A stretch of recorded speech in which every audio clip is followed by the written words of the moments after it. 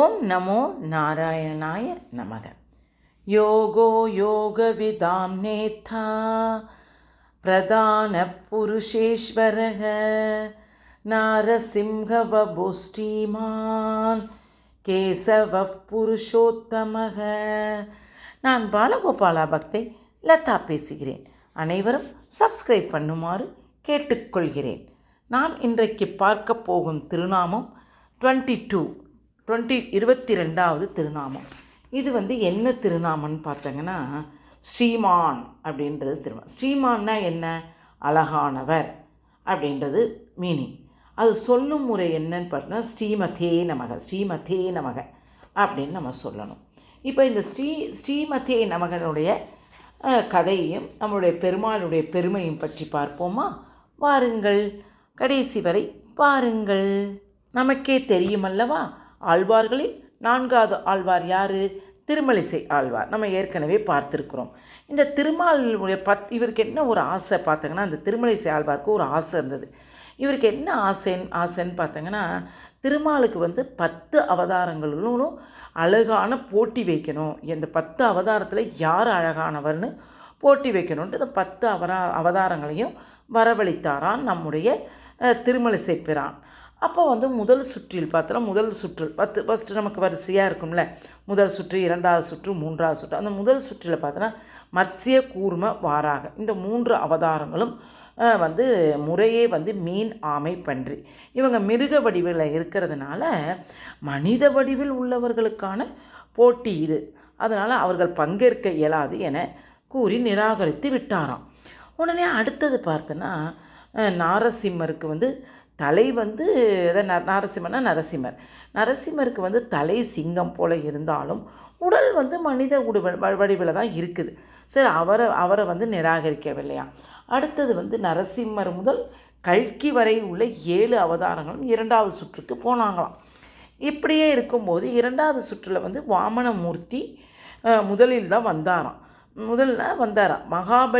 மகாபலியிடம் சிறிய காலை காட்டி மூவடி நிலம் கேட்டு பெரிய காலால் இந்த மூவுலகையும் அளந்தவராம். இந்த நமக்கே தெரியும் இந்த வாராக அவதாரம். அதுபோல் இவர் போட்டியில் ஏதாவது உருவத்தை டக்குன்னு இவர் பெருசாக்கிடுவார். அதனால் இவருக்கு நம்ம வாய்ப்பு கொடுக்கக்கூடாதுன்ட்டு இவரையும் நீக்கிட்டாங்களாம். அப்புறம் பரசுராமன், அவர் என்னன்னு பார்த்தா எப்பொழுதும் கையில் எப்போதும் ஏதோ ஒரு கோடாரியை இதை வச்சுக்கிட்டு கோபம் நிறைந்த முகத்துடன் இருப்பதாலாம். இவரும் அழகு இருந்தும் இவர் ரொம்ப கோபக்காரன்ட்டு இவரையும் நிராகரிச்சிட்டாராம். திருப்பி இப்போ இருக்க போகிறது யார்? பலராமன், கண்ணன் இருவரையும் பார்த்து இவங்க 2 பேரும் ஒரே குடும்பத்தை சேர்ந்தவர்கள், ஒரே குடும்பத்தில் 2 பேர் பங்கேற்கக்கூடாது என்று சொல்லிவிட்டார்களாம்.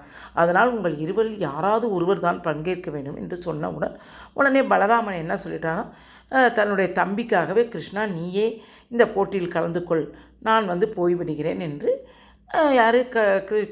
கிருஷ்ணனையே போட்டிக்கு பங்கேற்க வச்சுட்டாராம்.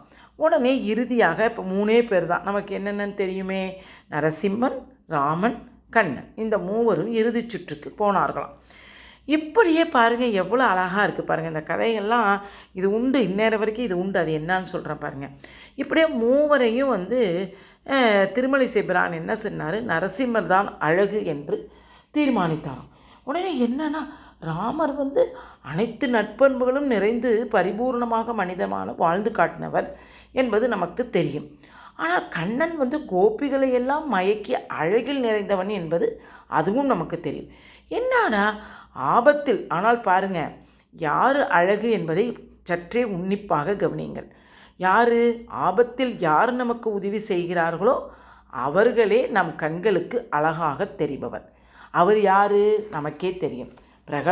பிரகலாதன் போன்ற பக்தர்களை ஆபத்தில் தவிக்கும்போது ஓடோடி காத்தவர் யாருன்னு பார்த்தா நம்ம நரசிம்மர்.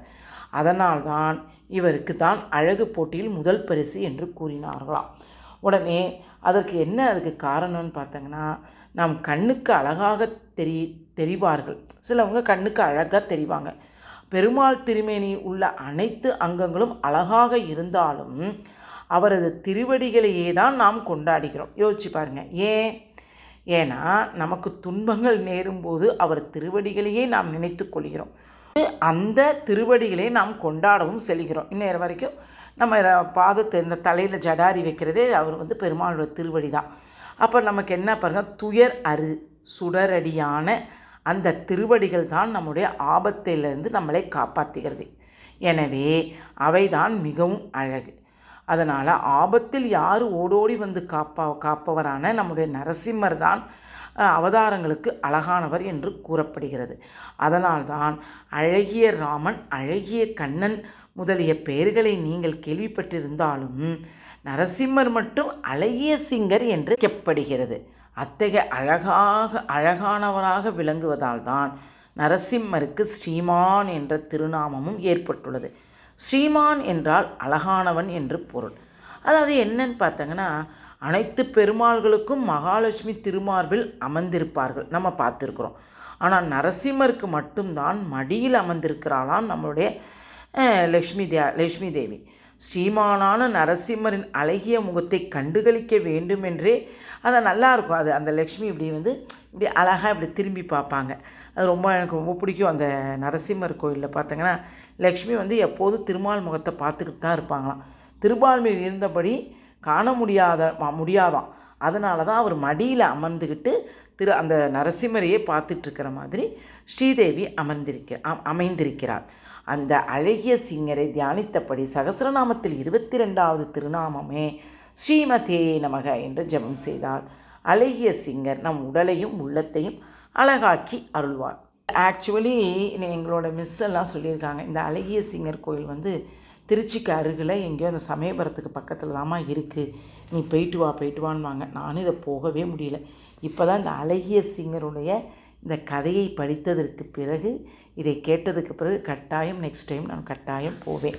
அதனால் ஒவ்வொரு கதைகளும் ரொம்ப பீசியஸ்மா.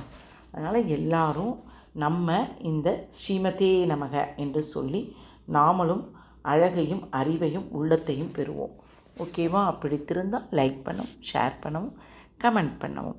எல்லோரும் அனைவரும் தயவுசெய்து ஒரு 5 நிமிடம் ஒதுக்கி இதை கேளுங்கள். உங்களுக்கு புண்ணியம், உங்கள் குடும்பத்திற்கே புண்ணியம். எதற்காக நான் இதை சொல்லுகிறேன்? அனைவரும் இந்த கலியுகத்தில் பயன்பெற்று அட்லீஸ்ட் குட்டியான ஒரு புண்ணியங்களை நாம் சேகரித்து கொள்வோமாக. வாழ்க வளமுடன். ஹரே கிருஷ்ணா.